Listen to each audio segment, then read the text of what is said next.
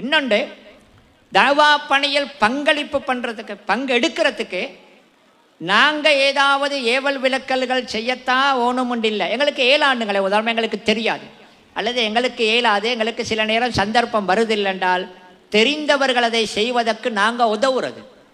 நான் சும்மா சொல்கிறேனே, இன்றைக்கு இப்படி ஒரு அழகான ஒரு நிகழ்ச்சி ஏற்பாடு பண்ணப்பட்டு இதற்கான ஏற்பாடுகளில் ஈடுபடுறவங்க இருக்கிறாங்களே, இதற்கான அனுசரணைகளை கொடுத்து உதவி செய்கிறவங்க, ஒரு விதத்தில் அதுவும் தாவாவுக்கான ஒரு பங்களிப்பு தானே.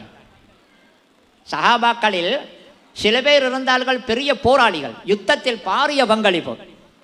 இன்னும் சில பேர் இருந்தார்கள் பெரிய அறிவாளிகள், இஸ்லாத்தை விளங்கப்படுத்துறதுல, குர்ஆனுக்கு விளக்கம் சொல்றதுல, ஹதீஸுகளை பாதுகாத்து எத்தி வைக்கிறதுல பெரிய அளவில் ஈடுபட்டாங்க.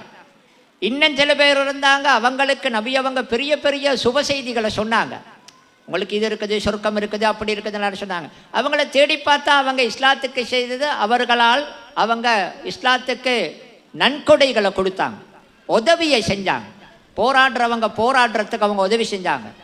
மற்ற விஷயத்தில் இஸ்லாத்துக்கு தௌவா பணிகளுக்கு தேவையான உதவிகளை செஞ்சாங்க. எனவே அந்த தௌவாவில் பங்கெடுப்பது என்பதில் ஆக குறைந்தது. எங்களுக்கு பண்ணுவதற்கு நேரடியாக சக்தி இல்லை, சந்தர்ப்பம் இல்லை என்று இருந்தாலும் பண்ணுபவர்கள் தௌவா பண்ணும் விடயத்தில் எங்களோட ஒத்துழைப்பை கொடுக்கணும். எங்களுக்கு எந்தெந்த விதத்தில் அதுக்கு நாங்கள் அதை பலப்படுத்த முடியுமோ, அதன் தேவைகளை நிறைவேற்ற முடியுமோ அதுகளை செய்கிறேன்னு ஒன்று இருக்குது. அந்த துண்டை நாங்கள் மறந்துடக்கூடாது. எனவே தௌவா, இஸ்லாமிய தௌவா என்கிற இந்த அருமை